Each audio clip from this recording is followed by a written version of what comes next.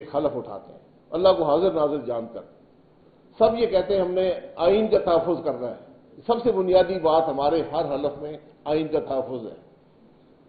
تو آج بدنصیبی یہ ہے کہ ہم سب ہر روز آئین کو توڑتے ہیں. تو ملک کیسے چلے گا؟ یہ بنیادی بات ہے جو آج ہمیں سمجھنی ہے. آپ کے ہر معاملے کا جو تعلق ہے وہ ملک کے آئین سے ہے. چاہے وہ معیشت ہو، چاہے وہ نوجوانوں کے مسائل ہوں، چاہے وہ خواتین کے مسائل ہوں، چاہے وہ پاکستان میں کوئی ایشو آپ لے لیں. ہم نے اپنے جو ویژن ڈاکیومنٹ ہے اس کے اندر ہم نے ہیلتھ کا بھی ذکر کیا. ایک چیپٹر ہے، ایجوکیشن کا چیپٹر ہے، اس کے اندر آئی ٹی کا چیپٹر ہے، واٹر کا چیپٹر ہے. ہر جو بڑا ایشو ہے اس کا ہم نے چیپٹر اس میں رکھا ہے. ایک ڈیٹیل ورکنگ پلان دیا ہے. لیکن یہ سب باتیں واپس آ کر ایک مسئلے پر جڑے گی اور وہ آئی ہیں. آج ہم صرف اس ملک کے آج کرائسس لیڈرشپ کا ہے. جس ملک کی لیڈرشپ آئین میں یقین نہیں رکھے گی وہ ملک ترقی نہیں کرے گا. یہ بات ہمیں سمجھنی ہے.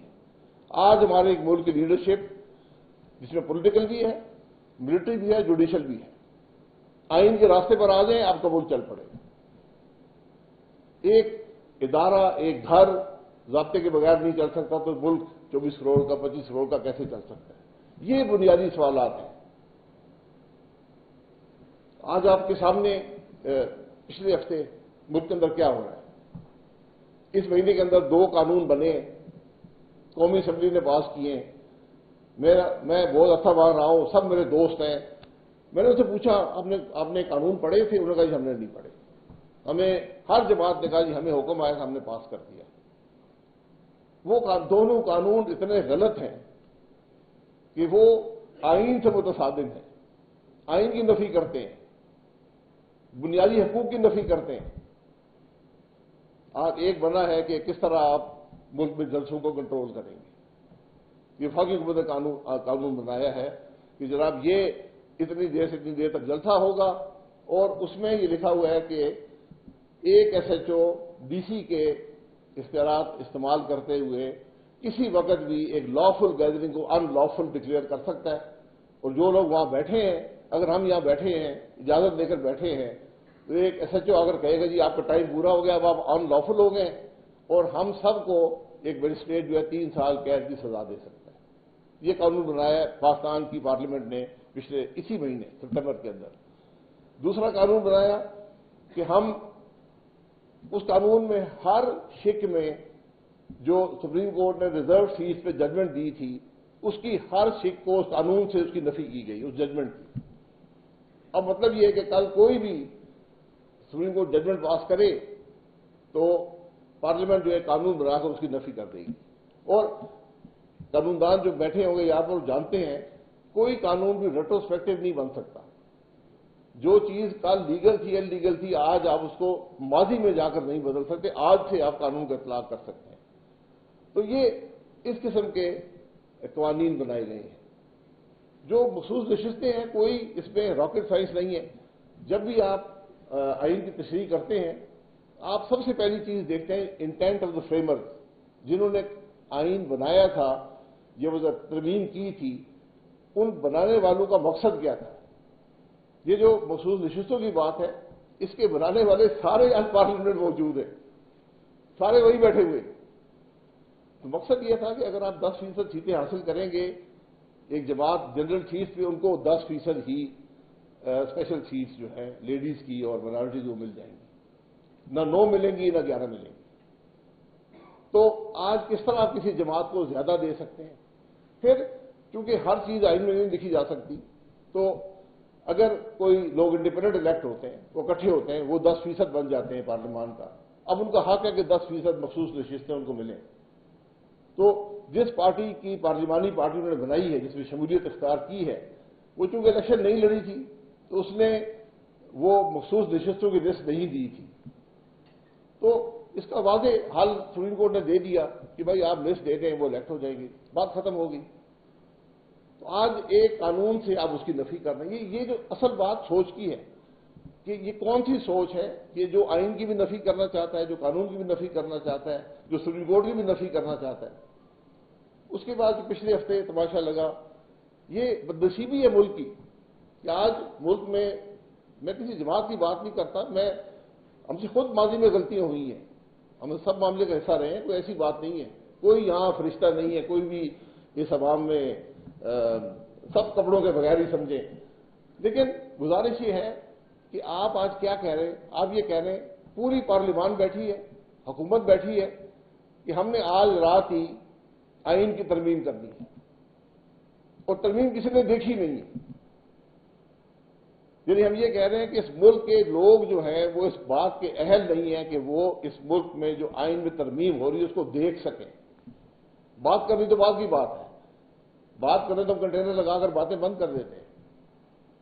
یہ کون سی سوچ ہے بھائی؟ کوئی قیامت آ جائے گی، آپ ترمیم کرنی ہے، چلے اگر آپ ترمیم اس حکومت کی حد تک کرنی ہے تو وہ اس میں لکھ دیں جب یہ حکومت ختم ہوگی ترمیم ختم ہو جائے گی.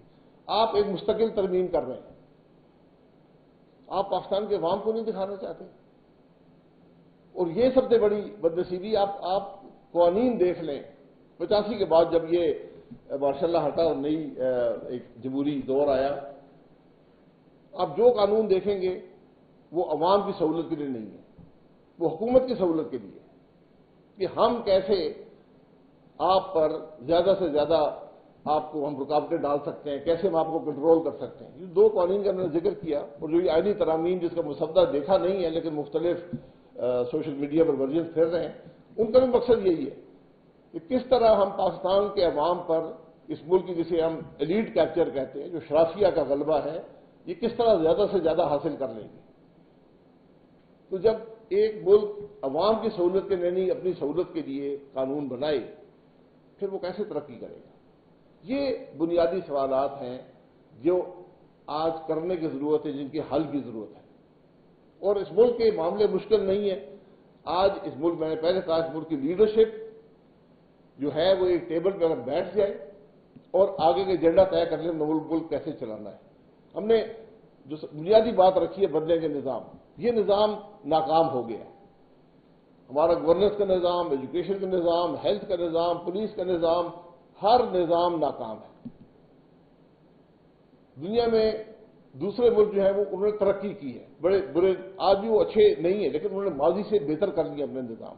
ہم شاید واحد ملک ہیں جو ماضی کی طرف دیکھتے ہیں کہ پہلے پولیس کی کیا عزت ہوتی تھی، کتنی ہماری سڑکیں صاف ہوتی تھیں، ہماری ایئر لائن کتنی اچھی ہوتی تھی، ہماری ریلوے کتنی اچھی ہوتی تھی، آج نہیں ہے. تو آج اپنے یکسر نظام کو بدلنا ہے. نظام کو بدلنے کا طریقہ صرف کنسنسس میں ہوتا ہے، اس میں اتفاق چاہیے. تو اتفاق ایک اس سوچ سے ہوگا کہ ہم نے ملک کو پہلے رکھنا ہے. یہ کرسیاں، یہ وردیاں، یہ چوگے، یہ سب آپ کو گھر رکھنے پڑیں گے. آج آ کے ملک کی بات کریں، آگے کے راستے کا تعین کریں اور اس پہ چلیں، ورنہ کچھ نہیں ملے گا کسی کو. یہ کرسیاں ہم نے بہت دیکھی ہے، بہت سے لوگ بڑے بڑے لوگ آئے کرسی پہ بیٹھے، آج ان کا کوئی وجود نہیں ہے. یہاں پر لوگ بات کرتے ہیں میں لیگیسی بنا رہا ہوں. مجھ سے بہت سے لوگوں نے ماضی میں ان سے بات ہوئی، اب میں نے کہا اب یہ کیا کر رہے؟ کہتے میں لیگیسی بنا رہا ہوں. تو لیگیسی بنتی نہیں ہے. لیگیسی وہ ہوتی ہے کہ آپ کام کریں، عوام پہ چھوڑ دیں کہ انہوں نے آپ کے کاموں کو اچھا سمجھا برا سمجھا، وہ آپ کی لیگیسی ہوتی ہے. لیگیسی کوئی شخص بنا نہیں سکتا. آپ لوگوں کی حد تک کر کے لیگیسی نہیں بنا سکتے. جج ہے وہ ڈیم بنا رہے ہیں، کہتے ہیں جی میں لیگیسی بنا رہا ہوں. بھائی ڈیم بنانا آپ کا کام نہیں ہے. تو یہ باتیں اگر ہم نہیں سمجھیں گے، پھر نوجوان کو کھوکھلے نعرے بھی دیے جاتے ہیں، ماضی میں دیے گئے، ہم نے بڑے وعدے بھی کیے، لیکن بنیاد یہی ہے ملک کو آئین کے مطابق چلائیں، سیاسی انتشار ختم کریں، معیشت کو ترقی ملے گی اور نوجوان کو اس کے حقوق ملیں گے، خواتین کو ان کے حقوق ملیں گے. یہ بنیادی باتیں ہیں. باتیں بہت سی ہو سکتی ہیں لیکن چونکہ میں نے کوئی سیاسی بات، یہ وہ پلیٹ فارم نہیں ہے. میں پھر سے ہمارا صاحبہ اس یونیورسٹی کا بہت مشکور ہوں کہ انہوں نے ہمیں موقع دیا یہاں پر آ کر بات کرنے کا. تو سیاسی معاملہ تو چلتا رہے گا لیکن آج بات سیاست کی نہیں، آج بات ملک کی ہے. آج ہم سب کو ملک کو پہلے رکھنا پڑے گا، اپنے ادارے، اپنے مفاد، اپنی سیاست کو ذرا پیچھے رکھنا پڑے گا.